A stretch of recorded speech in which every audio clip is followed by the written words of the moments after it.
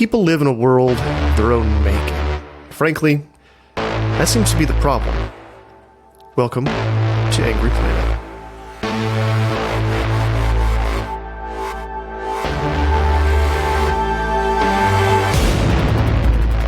Hello and welcome to Angry Planet. I am Jason Fields. And I'm Matthew Gault. Bill Murray said it best nearly 50 years ago when he sang the words, Star Wars, those near and far wars, and so on. Are you not going to do it in tune? You're not going to do the voice? I don't think you actually want to hear that. I don't think anybody wants to hear that. I don't. I just kind of want to... Wars, those near and far wars. Yeah. There we go. Okay, thank you. All right. Perfect. But we're here today to talk about a different Star Wars, one that got more than its nickname, though, from the movies. In 1983, Ronald Reagan stood up to propose a space-based, maybe laserish anti-ballistic missile system. Well, it's been 40 years, so where are those laser satellites? Joining us today is Joe Cirincione. He has his own laser satellite. No, well, probably not. In his own words, on his Substack, the Substack, by the way, is Joe Cirincione at .substack.com, and we will have a link to that in the show notes. He is a national security expert and author with 40 years of experience on these issues in Washington, D.C.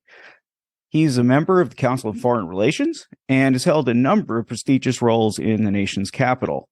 So thank you so much for joining us. My pleasure, Jason. Thanks for having me on. We really like to start at the beginning when we do these shows, because we know that not everybody is 50 years old like myself. So what was Reagan's Star Wars speech about? Why did he do it then? Was there a particularly grave threat that week? Well, as you remember, in the beginning of the 1980s, there was an intense U.S.-Russian, U.S.-Soviet arms race underway. This was and people were genuinely afraid that the conflict between the United States and the Soviet Union could lead to a thermonuclear war. There was massive demonstrations in the streets. One of the largest demonstrations ever held in the United States was in 1982 at Central Park, where almost 1 million people turned out to protest the U.S. and Soviet behavior. And Reagan was elected on a peace through strength program. So he came in and he started pumping money into the nuclear programs, which he said had fallen dangerously behind the Soviet programs. This wasn't true, but that was his belief and that was his program. So billions of dollars were now going into new missiles, new bombers, new submarines. And all of this set off sort of certain panic in the general public, both here and in Europe. And in some ways, this was more of a political than a military speech. He was trying to calm the fears and to present an idea that some scientists had been kicking around for years, which is that you could construct a global system that would protect the United States from long-range ballistic missiles, that no matter how many warheads the Soviets fired at us, and remember, they had thousands of missiles at that point that could fire tens of thousands of warheads, nuclear warheads at the United States, that you could build a system that could effectively render, as Reagan said, render those nuclear weapons impotent and obsolete. And that's the vision he presented to the American public on March 23rd, 1983. He stunned even his closest advisors, who didn't know that he was going to do this. It was a rather closely held speech. And he stunned the military leaders who were in charge of these programs, particularly the laser programs that Reagan thought would be the answer. And they had been on Capitol Hill that very day, briefing members of the House and Senate about the progress, which they were encouraged by, but said we're a long way from being able to turn these into effective weapons. That night, their boss goes on TV and presents it as a very real near-term prospect. It was a kind of fantasy he was selling, right? Like, I believe that they had even at some point in the Reagan administration brought in science fiction authors to describe for them weapons they thought would. I'm literally trying to source this as we talk, but I know I remember seeing these guys talk about it. Well, they didn't need science fiction writers because they had scientists who were telling them this. I mean, a big reason why Reagan made that speech was that he had been briefed by Dr. Edward Teller, who's famous for being the father of the hydrogen bomb. He was part of the Manhattan Project, and he thought the atomic bomb was too small, that we really needed a fusion bomb, the hydrogen bomb, which he then went on to create at Lawrence Livermore National Laboratory. Teller told the president that he had in his lab a proof of principle of a desk-size weapon, a desk-size laser that could be launched into space, and each one of these laser satellites would be able to destroy hundreds of Soviet warheads as they streaked over the pole. I don't think he told Reagan that it was powered by an atomic bomb, but he discovered that later. But the idea behind this, what they call the X-ray laser, the Excalibur laser, was that they would harness the power of an atomic bomb through hundreds of microfibers, of little glass rods that would channel the energy of the explosion at the incoming warheads right before they themselves were destroyed, and this focused energy would eliminate the incoming warheads. Reagan believed that.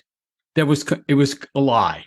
It was a complete fantasy. So you didn't need science fiction writers to make these things up. Scientists themselves were making these things up, despite billions of dollars of investment in that particular program. There was never a proof of concept. It was never going to happen. It was wildly beyond our technological capability then as it is now. But Reagan bought it, and that was the vision he sold the American public. And that's when you started to see these cartoons of all these laser weapons in space, zapping, warheads off. And that's why this program was quickly dubbed Star Wars, because that was the movie that was then out, that was popular and capturing the public imagination, orienting us all towards space fantasies. This was seen as a space fantasy. It was Larry Niven, who's best known for Ringworld, and he was on the Citizens Advisory Council on National Space Policy, which was one of these people that was kind of messed up in the SDI stuff at the beginning. Obviously not like a prime mover, but I think I always think it's interesting that he was there. Yeah, I loved the Ringworld series. I'm a big Larry Niven fan. I did not know that he was involved in Star Wars. I'm sorry to hear that. He's talked about it publicly too. I'll dig up the interview and put it in the show notes for people. Okay. That's great. I also recommend A Mote in God's Eye, which he wrote with Jerry Pournelle as well. But that aside, how was the speech received? Did anybody think this was a good idea at the time?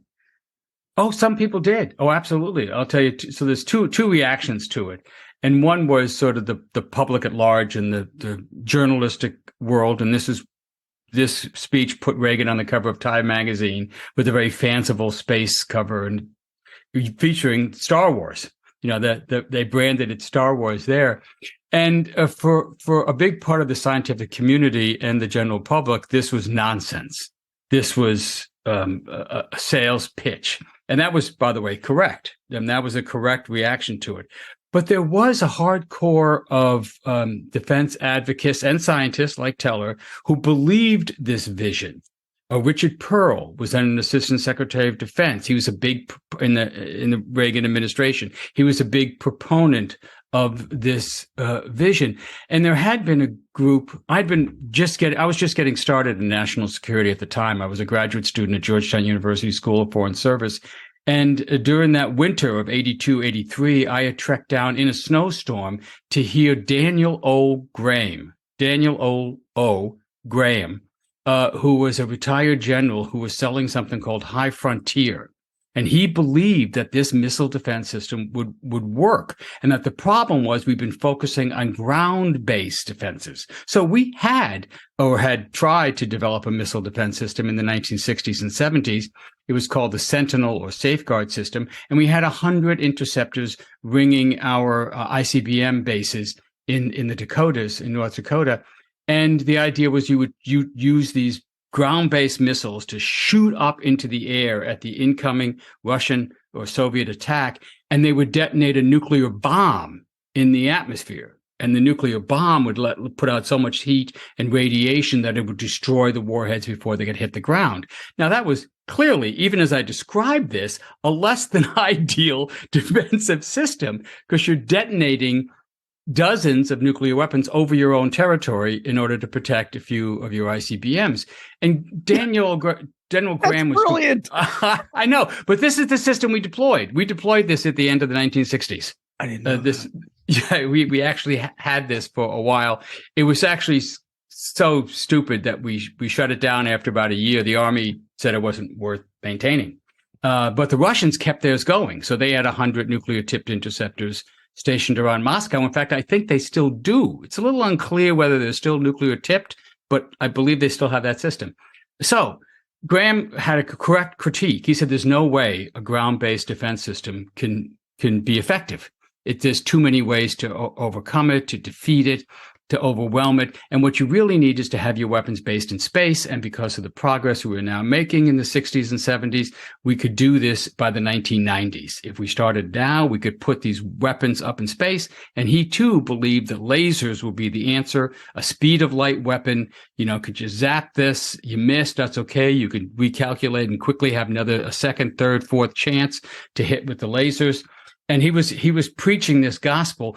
I got to tell you, when he briefed this at the Center for Strategic and International Studies, CSIS, where I was then a research assistant, after he left, everybody just shook their heads. They thought this guy was Looney Tunes. But he, too, got the ear of President Reagan. He, too, started to convince Richard Perle this was possible. So there was this group that thought this was the answer, and this was what would be the way that we could go. And more than that, it would sort of justify the expenditure that we were making on offensive nuclear weapons, because our goal, remember, was to make these impotent and obsolete.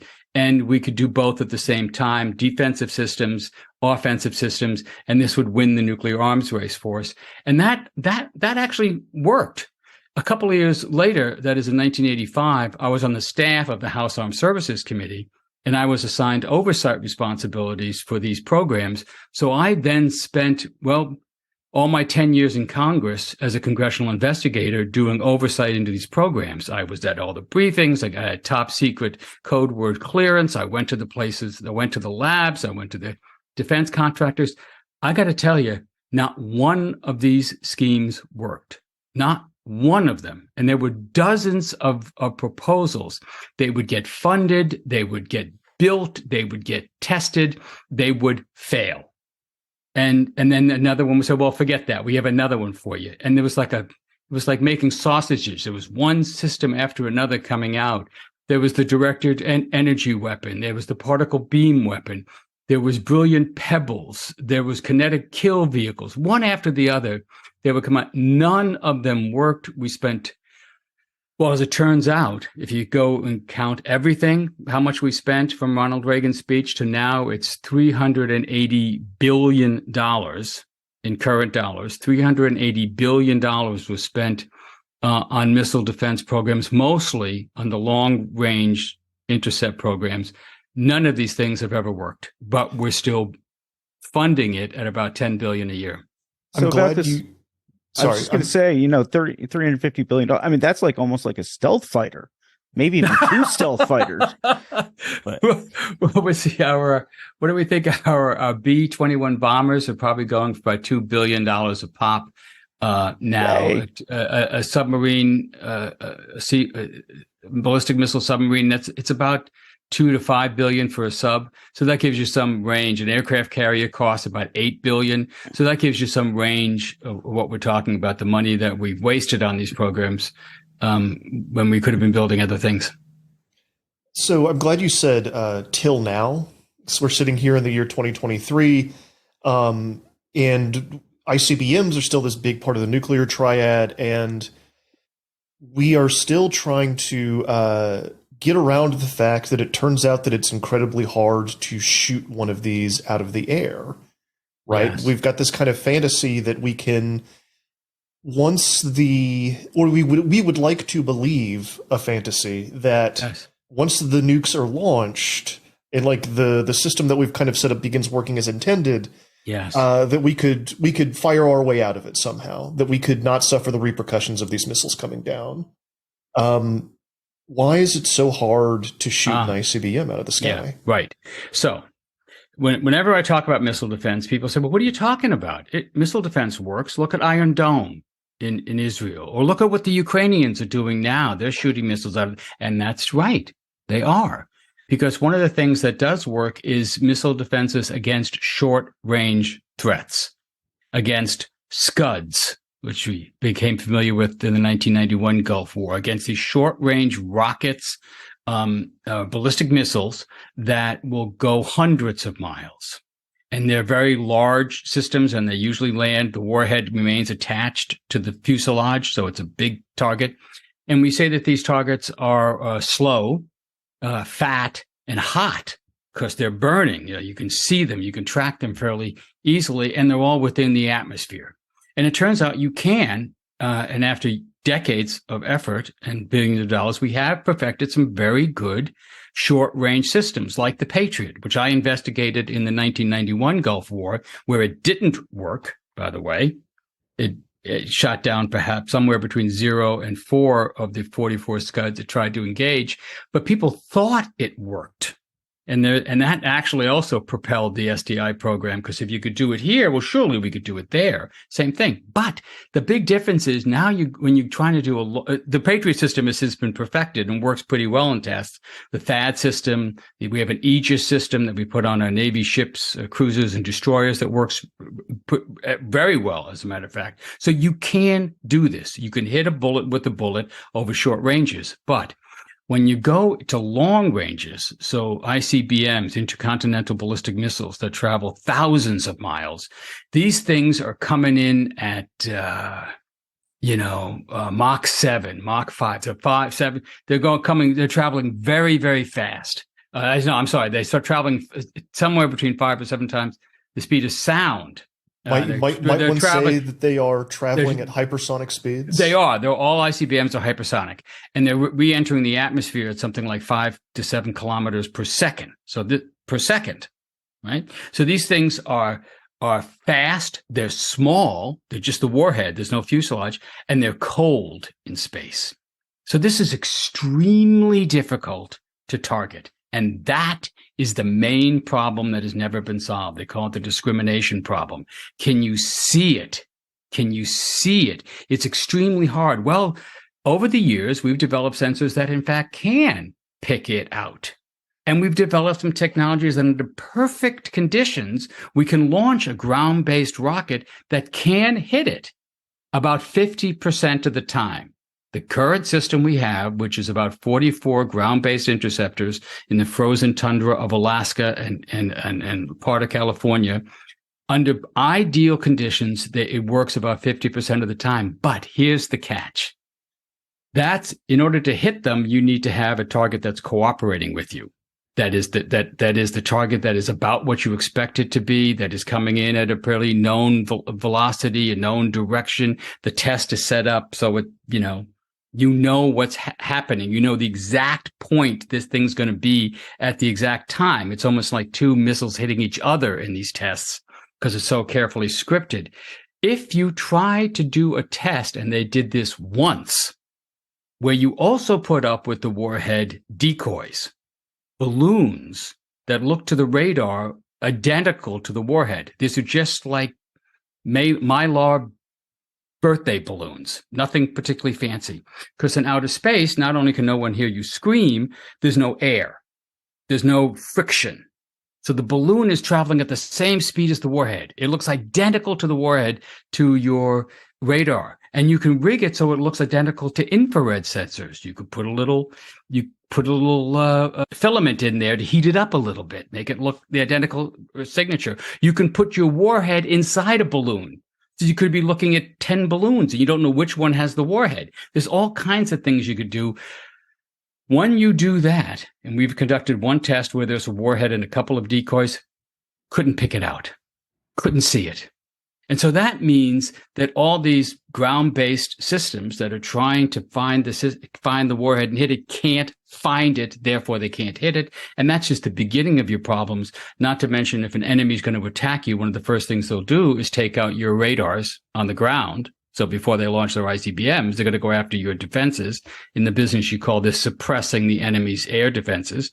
That's what you do. And of course, there's jamming, there's sabotage, there's all kinds of things you can do to kill the system, which is why 40 years after Reagan and $380 billion, we are no closer to an effective national missile defense system than the night he gave that speech. Those are serious technological problems, and no amount of vision or political will or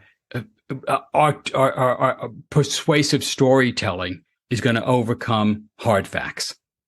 Why do we keep chasing it then? Well, for one thing, you make money. People make money selling missile defense systems, like all weapon systems, and there's a pitch there. And there is an ideological belief.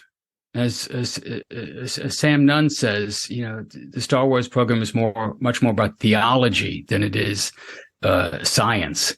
There's a belief that there's got to be a way to do this, that the American will can do this, and that people who don't want to do it are defeatists. And so people are critical of Richard Nixon and Henry Kissinger, who in 1972 negotiated the first treaty limiting nuclear offensive arms, the SALT Treaty, Strategic Arms Limitation Treaty. But in order to do that, they also negotiated the Anti-Ballistic Missile Treaty, which limited defensive weapons, which is why we only deployed one limited system of 100 interceptors, and the same with Russia, because they recognized that there was an internal logic to defensive and offensive arms. If your opponent was building up a defensive system, you had to assume it was going to work, and therefore you had to build more offensive arms to overwhelm it, which is, by the way, the easiest countermeasure. You have 100 interceptors. We will target you with 160 warheads, which, by the way, is what we did. As part of my investigations, one of the things I did was got to talk to the heads of our strategic command, and they said they were never worried about Moscow's defensive system. They would just overwhelm it, because nuclear warheads are comparatively cheap. The kinds of things you have to build for a defensive system. So Nixon and Kissinger recognized this, that in order to maintain stability in the arms race, in order to freeze the arms race and then pave the way for reductions, you had to limit not just offensive but defensive arms. That was a heresy for some conservative defense proponents who believed that America had a technological advantage. We were tying our hand behind our back, that what we had to do was just, crush the Russians with our technological advantage. And to this day, many people believe that the internal collapse of the Soviet Union that eventually brought it down in 89 to 91 was caused by the realization that the Soviets could not outcompete us. And some people still give Star Wars credit for bringing about the end of the Cold War. This, again, is a complete fantasy, and we know this from Gorbachev himself. We know this from internal documents. SDI was never a significant economic or technological factor in the collapse of the Soviet Union, but ironically, some of this work did pave the way, because as this thing didn't work in 84, 85, 86, 87, Ronald Reagan shifted gears. And he maintained his vision that he wanted to make nuclear weapons impotent and obsolete, but he decided the way to do that was to negotiate directly with Gorbachev and just eliminate the weapons. And he tried to do that at the summit in Reykjavik, you may remember, and it couldn't quite seal the deal, in part because of Star Wars. Gorbachev wanted him to limit the Star Wars program to just research for 10 years. Reagan didn't want to do that because he still believed it could work. Turns out both of them were wrong. Either one of them could have given in on this point. It never worked. It wouldn't have mattered. But because of that, they couldn't make a deal to eliminate all nuclear weapons. But they did achieve a deal to eliminate the thousands of missiles based in Europe. And then later, Reagan achieved the START Treaty. The Strategic Arms Reduction Treaty, the first treaty to actually cut nuclear weapons, and he cut them by 50%. George H.W. Bush cut them by 50% more. George W. Bush cut them by 50% more. And it's those negotiations that have reduced the nuclear threat. We now have just a fraction of the nuclear weapons we had during the Cold War, still about 12,000 on total in the world, but that's down from about 70,000 that we had in the 1980s. Star Wars, it never played a direct role in that, but I think in some ways gave Ronald Reagan some of the confidence he felt he needed, the insurance policy he thought he needed to go to reductions and walk down that path. So that's the legacy of Star Wars, honestly, is that in some ways it helped encourage Reagan to negotiate and reduce these weapons. It never was an answer in itself. You're listening to Angry Planet. We'll be right back.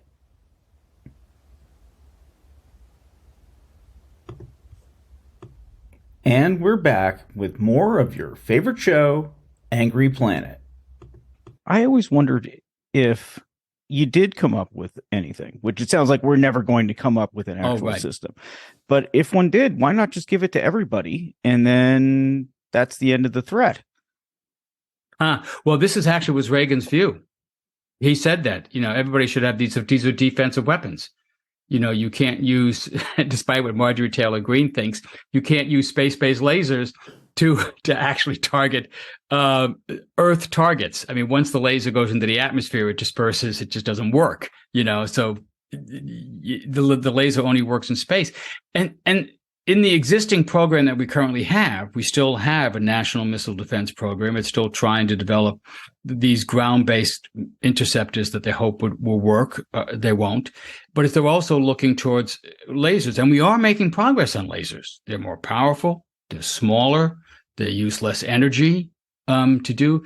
But the idea that you're going to build a constellation of these things and be able to launch them in space and maintain them for years and years and years, and that they're going to work the first and only time you might need it to work, that still remains a fantasy. But that's where the research still is. Is it possible sometime, say the end of the century, we would have a laser that we might? It might work, but that means you need a research program. You don't need a program that's rushing to develop this thing or weaponize it, or you can't think that it's going to solve your problem anytime in your lifetime. This is what's not going to happen. And that's why the emphasis still has to be on reducing and eliminating these weapons, not trying to build, as Reagan said, a system that would defend the nation from nuclear missiles the way a roof protects a family from rain. That is simply not going to happen. There is no magic solution here. As long as there are nuclear weapons in the world, they will be able to threaten us, and we will be able to threaten other countries. Looking around, it's 2023. It feels like there was a lot of progress towards denuclearization over the past 20, 30 years.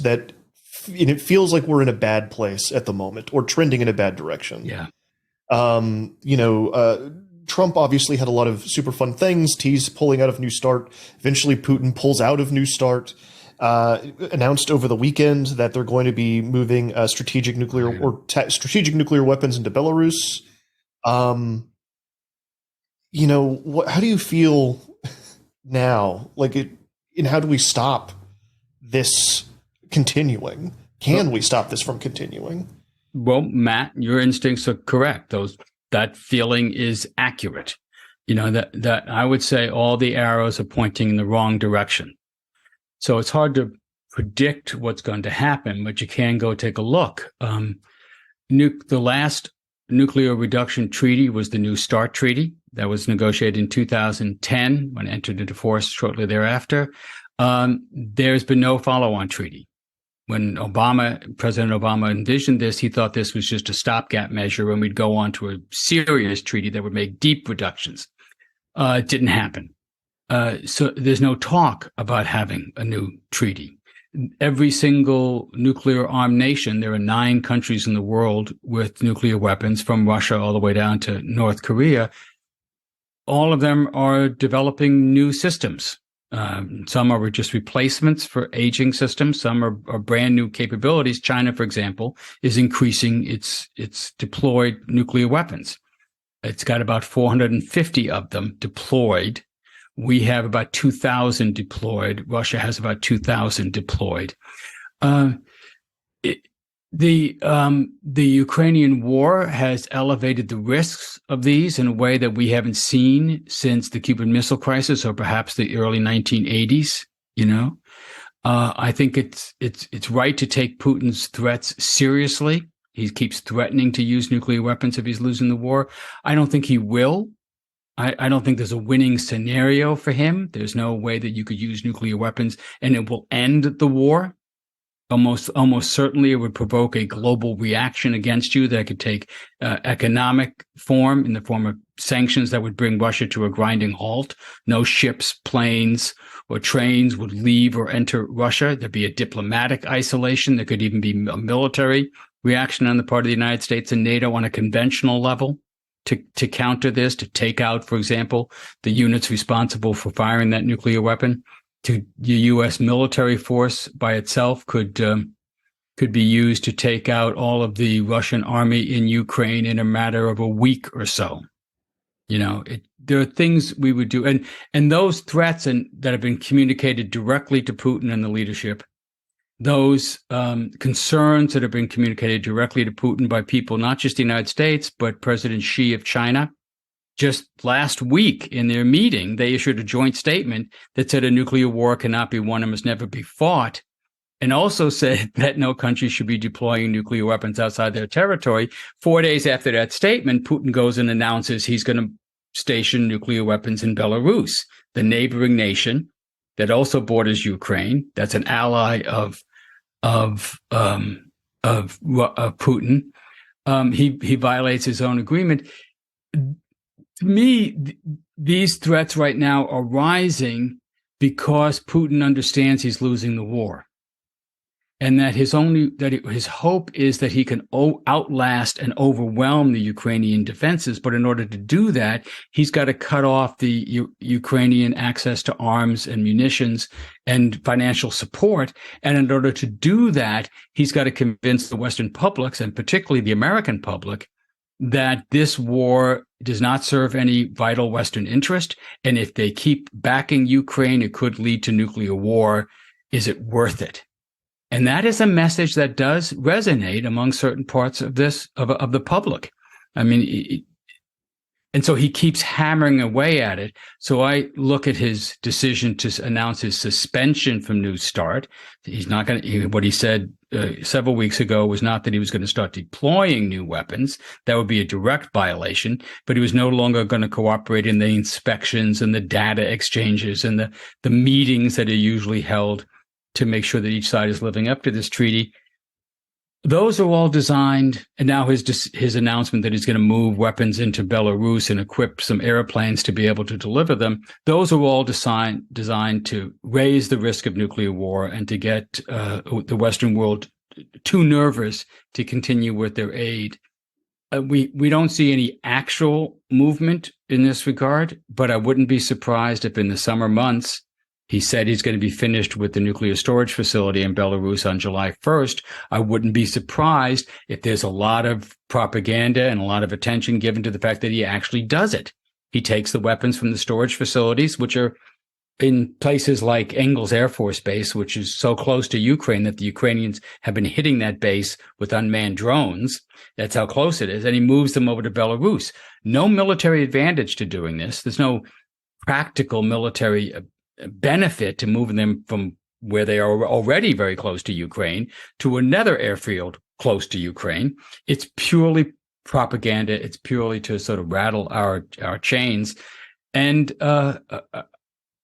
I think it's working for a certain segment of the population. And you see certain political figures on the left and right picking this up. Ron DeSantis, for example, directly raises this when he says we shouldn't be aiding Ukraine. It's not our fight. And why risk nuclear war? Or you see the editor of The Nation magazine on the left saying pretty much the same thing. This does work. He hasn't rattled the center of our political establishment, left and right. We're still firmly committed at a congressional level, at a presidential level, to supporting Ukraine. But over time, it could. And as these threats start to get more, let's say, graphic, if we actually start to see the movement of nuclear weapons, and I think we will this summer, people could get genuinely frightened, and politicians might react to that. It's interesting to me that Ukraine actually gave up its nuclear weapons, or nuclear weapons that were at least on Ukraine's territory. So did Belarus. That's probably, and so did Belarus and Kazakhstan, all three of them, yeah. Yeah. I guess what I'm wondering about is deterrence and mutually assured discretion and all that fun stuff. Does it work? I mean, would Ukraine be better off if it had kept its nukes, not to use them, but just to have them? Yeah. I know a number of experts who are now engaged in projects they call more or less rethinking deterrence and looking at some of the assumptions you've made, because this is a huge issue to sort of unpack. On the one level, deterrence has worked. I mean, there hasn't been a use of nuclear weapons in 78 years since we bombed Hiroshima and Nagasaki. And as someone who spent most of his career looking at these issues, writing about these issues, the history, the policy, the deployments, the contracts, that would have stunned scientists and experts in the 1950s and 60s if you had told them we could go this long. Nobody believed that was possible.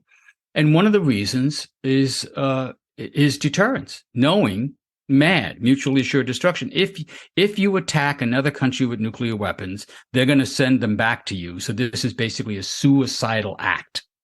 You might threaten it, but you're not actually going to do it. Okay?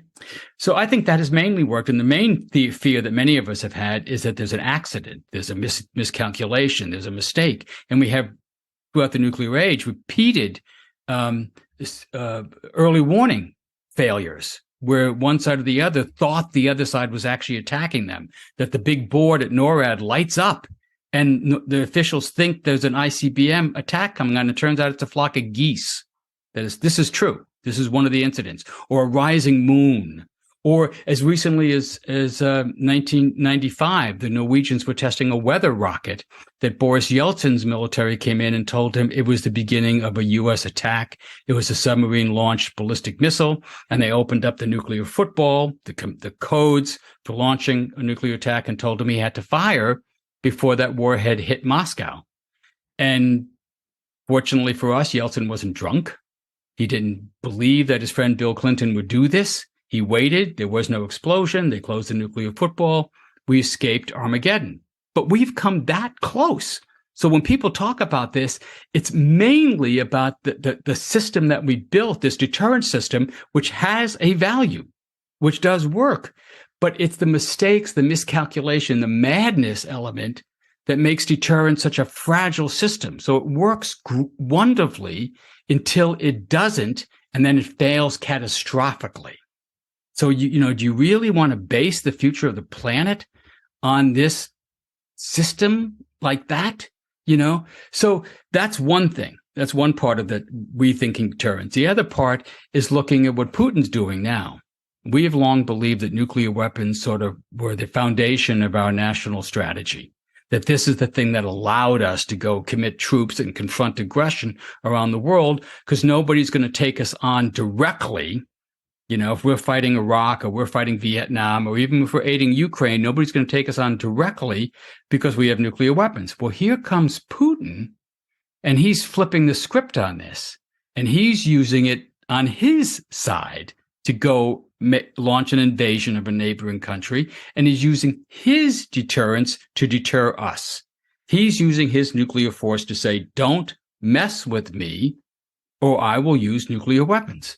And the Biden administration has to take this seriously. And in the first 6 months of the war, I think you didn't really know if Putin was in control of all his rational capabilities. I mean, who would do such a thing like invade Ukraine? Was he crazy? Would he launch a nuclear weapon? Was this an existential battle for him? I think we've learned over the course of the war now that this is more of a bluff than most of us thought, including me, and that this is more about deterring the U.S. from aiding Ukraine and trying to have a pressure point to convince Ukraine to surrender than it is about preparation for an actual nuclear war. But all of this has made us want to rethink, Matt, as you raised, the question of deterrent. Does it really serve our national interests? Are nuclear weapons really our ultimate security, or are they our ultimate threat? If Putin didn't have nuclear weapons, wouldn't we have intervened by now?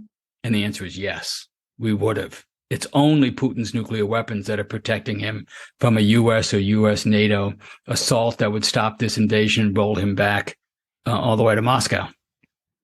Well, Matthew, I mean, there's a million other things to talk about. But on the other hand, that is the most depressing note we could go out on. And that's where we like to try to get to on this show. We love to end on a down note. We really do. You'll be scared. Be very scared. Exactly. That's where we like to leave people. Anxiety-ridden. Well, you should be worried. I mean, the stakes are high. You got to pay attention to this stuff. It's not going away. And we still live in a democracy, and the will of the people matters. And whether we're going to give in to this kind of nuclear blackmail or not depends a lot on the American voter and who they vote for, who they support, and what they tell their politicians they want. All right. Well, do you want to say anything about your Substack? Is that the main place people will find you nowadays? As it turns out, yes. After 40 years in this town, I've stepped down from my positions of running programs and staffs and raising money and spending money. And so now I'm just writing. And I discovered this platform, Substack, and they sort of came to me and asked if I wanted to write for them. And I said, what is this? I'm a guy who still thought TikTok was a breath mint. So I didn't really get some of this stuff. So Substack turns out to be a wonderful publication platform. And I've just finished my second piece, and I realized I've got a basement full of files and testimony and history. And, I've written or edited 7 books. I've written hundreds of articles. And now I want to sort of bring some of that knowledge to bear in a quick, digestible, newsletter that will go out a couple of times a week, absolutely free to people. So if you like this discussion, go check out my Substack. Just go to Substack, Joe Cirincione, or as you say, Jason, Cirincione.substack.com. Thank you so much for joining us. My pleasure. Thanks very much for having me.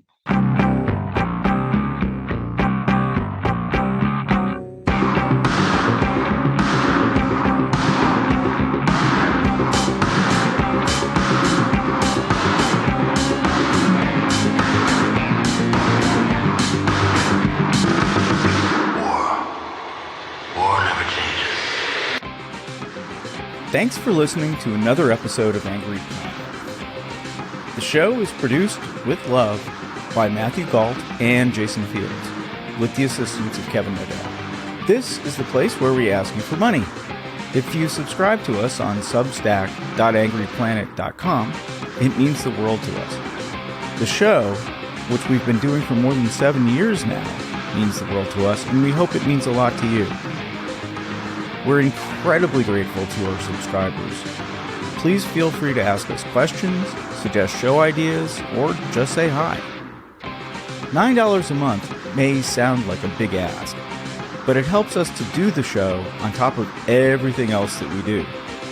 We'd love to make Angry Planet a full-time gig and bring you a lot more content. If we get enough subscriptions, that's exactly what we'll do.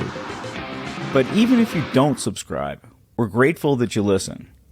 Many of you have been listening since the beginning, and seriously, that makes it worth doing the show.